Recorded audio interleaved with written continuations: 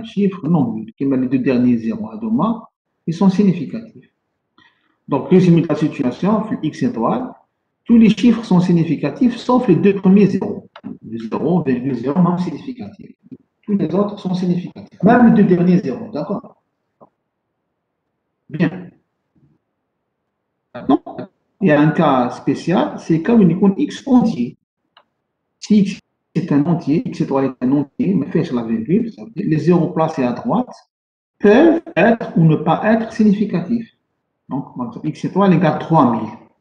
Donc, 3000, ce qui va le rapprocher, 3000, les 3 zéros, le 3 est significatif, bien sûr, les 3 zéros de Manachafin, ils peuvent être significatifs, ils peuvent ne pas être significatifs.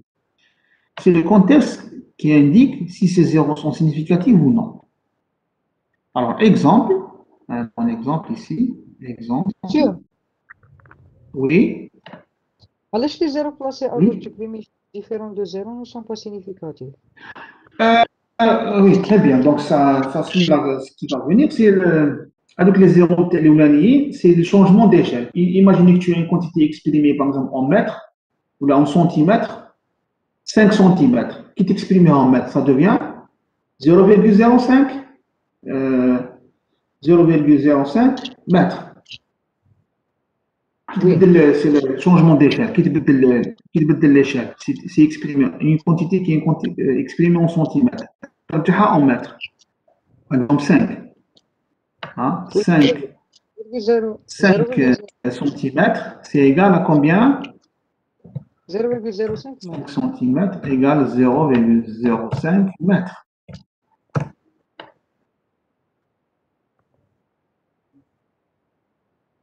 Alors, ça vient de chat, mais ça.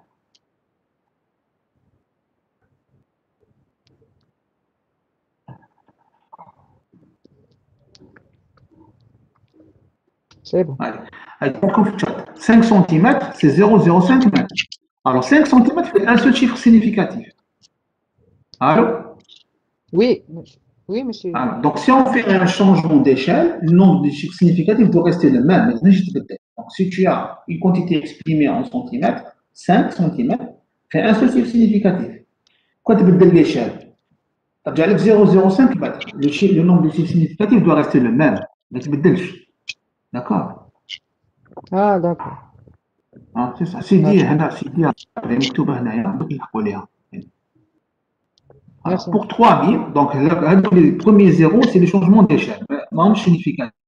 Imaginez que la quantité elle est exprimée en mètres, ou en centimètres, ou en décimètres. Donc, on ne les prend pas en considération. Bien. Alors, c'est le contexte qui indique maintenant le cas entier, 3000. Par exemple, vous allez mesurer la longueur d'un tableau avec une règle d'un mètre. Elle n'est pas graduée. La règle d'un mètre n'est pas graduée. Imaginez que je mesure la longueur d'un tableau blanc. On fait 3 fois 3 mètres, approximativement 3 mètres. Ce nombre possède un seul chiffre significatif, c'est 3. Le 3 mètres. Si on exprime cette valeur, par exemple en décimètres, ou là en centimètres, ou là en millimètres, alors le nombre de chiffres significatifs doit rester le même. Le nombre de chiffres significatifs doit rester le même, quelle que soit l'unité de mesure. Ça, c'est important, je le mets sur le chat. Le nombre de chiffres significatifs doit rester le même.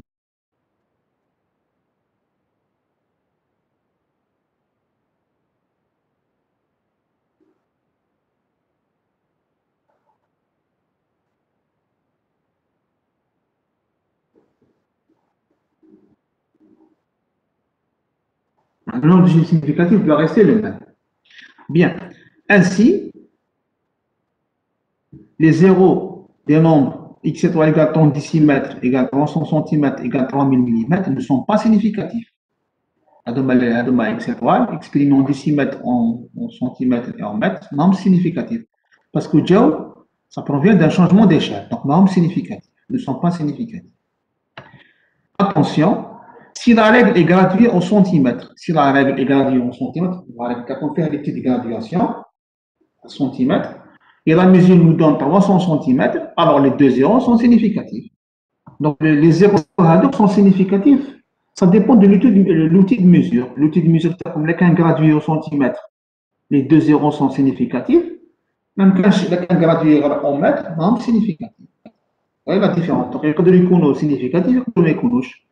C'est selon l'outil de mesure utilisé. Maintenant, point suivant, chiffre significatif exact.